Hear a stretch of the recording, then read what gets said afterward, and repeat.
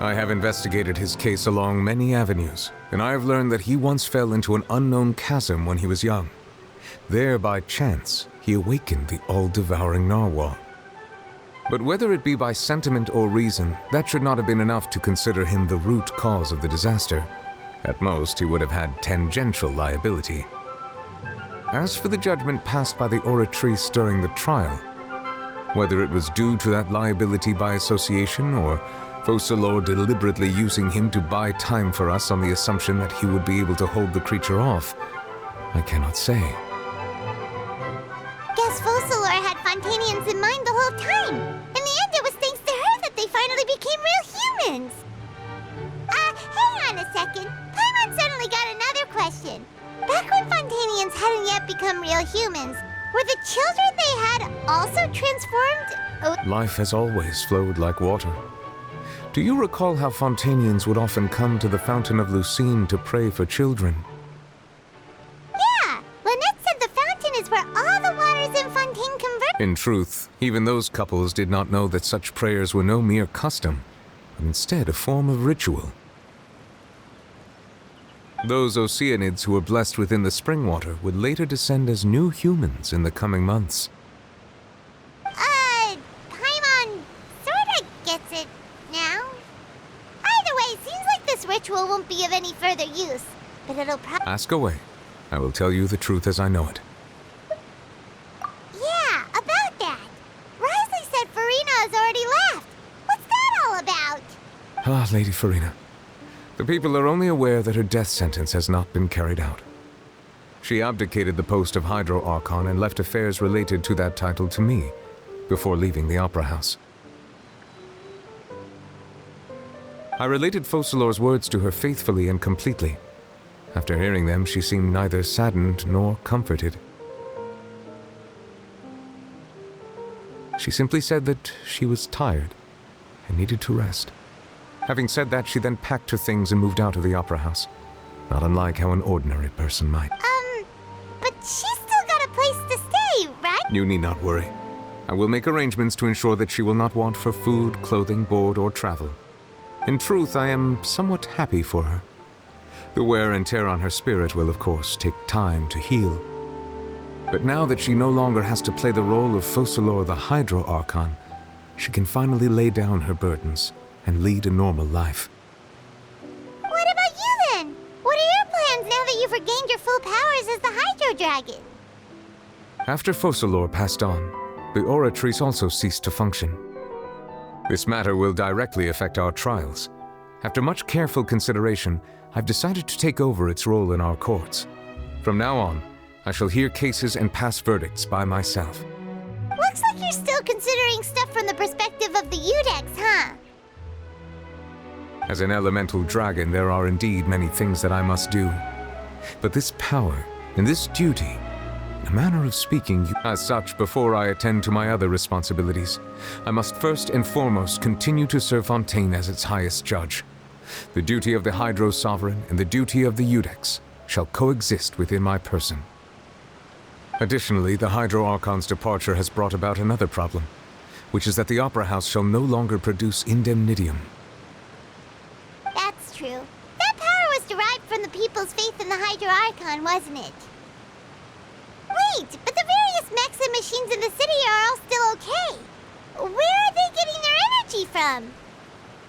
As I am now, I have full command over New Musia, and it can serve as a complete substitute. Another reason why I cannot quite leave Fontaine immediately. Wow. This ancient dragon's authority stuff is really quite useful, huh? Ask away. I will tell you the truth as I know it. Oh, that's right! They say you've given it to the knave as a diplomatic gift! Leaving aside their intentionality, the two Fatui Harbingers have indeed done much for us during this crisis. Their sole remaining goal in Fontaine, at least at this point, would seem to be the Gnosis. The Oratrice has ceased to function. The Hydro Archon's divine throne is now no more, and I do not need the Gnosis's power. As such, it has lost all meaning for Fontaine. If the Fatui have impure designs, we might as well accede to their request now, and avoid unnecessary conflict. What complicated considerations? Paimon thought you were just giving it to them out of gratitude to the knave and as an apology to Child. Ask away. I will tell you the truth as I know it. You will soon be heading to Natlan, I presume. I'm afraid that I have little talent as a travel guide, so all I can do is tell you what I know about that land. As far as I'm aware, Natlan can be said to be a nation of dragons. A nation of dragons? You mean like you? No, I suspect that I would not find myself welcome there.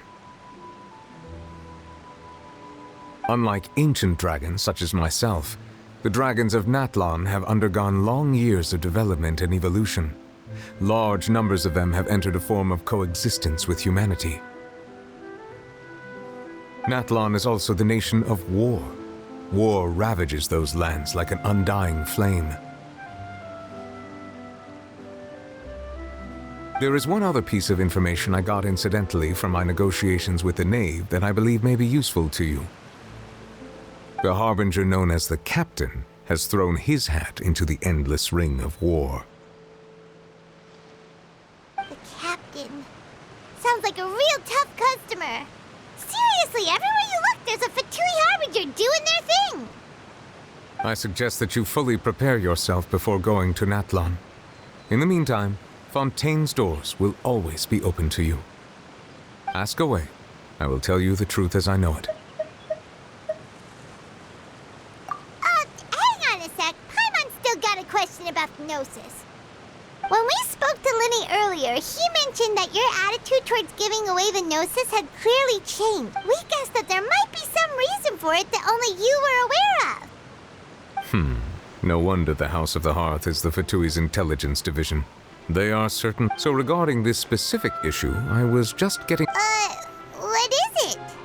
In truth, I exchanged some further words with that lady named Skirk after sending you two back to the surface.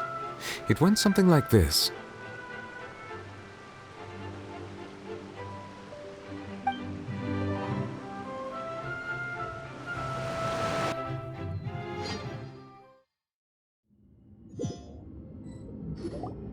Well, we're going to head topside to see what's going on. You hurry over soon as well, all right? What next? The all-devouring narwhal isn't here, so I'm no longer getting any interference. I can finally catch the scent of your power, what it's made of.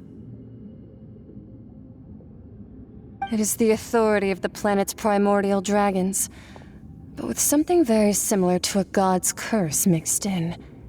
It's quite a novel blend. I'm sure I've encountered something like this before. What was it again? I do not know what you speak of. Ah, of course. How could I forget? You should have the remains of the third descender on your person, yes?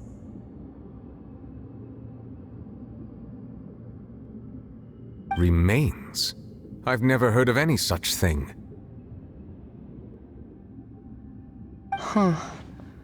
According to your parlance, I believe it may be called a gnosis.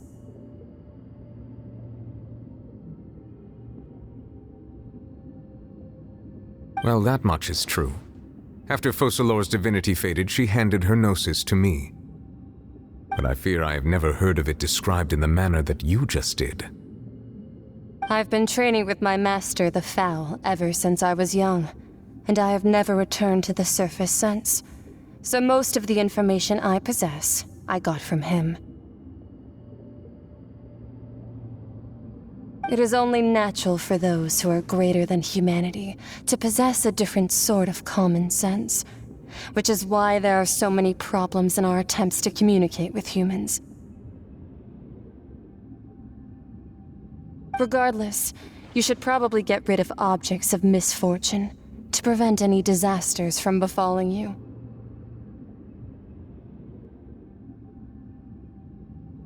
To live in itself is a blessing.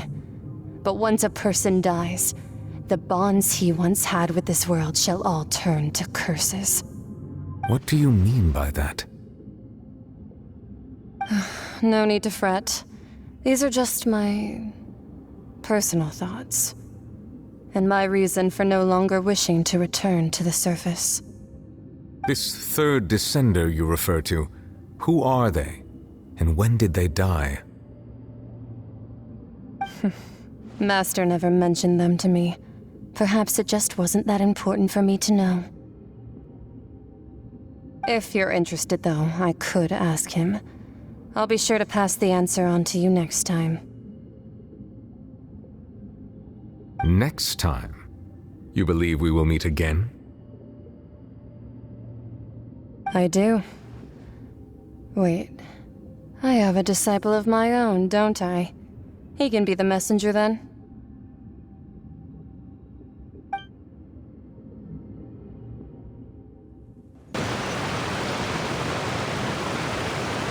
That's what she told me. Whether it would prove useful or not, I wanted to pass that information on to you. The remains of the third descender? So that's what the Gnosis actually are. Paimon just thought they looked like chess pieces. How could they be a person's remains?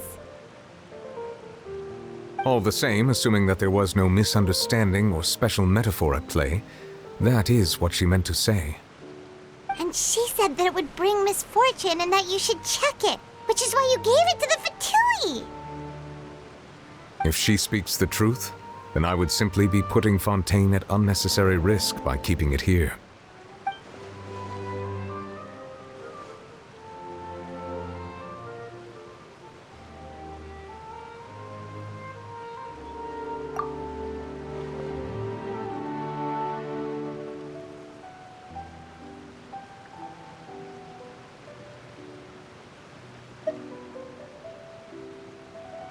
I had guessed that you might already be familiar with this concept, but I did not expect you to be one of them. That means that the Gnosis, which are exceedingly element-compatible and can even enhance elemental abilities, do indeed come from the third descender. I wonder, does your body also possess similar properties? Like being able to use elemental powers without a vision. That does sort of count as special capacity. No, let's not think about this stuff right now. It just feels comparing the Traveler to the dead third descender and all. That's what you say, but this topic still feels like bad luck. Once Child recovers, let's get some more answers out of him. Or go look for his master and get the answers that way. I too believe it unwise to make too many blind guesses when information is lacking. The same is true of being at court. All right. Whatever the case, it seems like the crisis here in Fontaine's over for now. Yes. All of Focalor's efforts were for this moment as well. But she sacrificed herself in the end as a god, and she suffered through all those years as a human. Was that really what she wanted? I suppose that would be the mystery of a god's will. I suspect not. But once in a while, I too would guess that if wishes were like the clouds in the sky, they will one day return to the earth as raindrops. Life flows like water, and rain is the final answer. The water levels may sometimes tilt one way or another, but the rain falls fairly upon all. And what ultimately is the difference between the rains that fall upon all of us?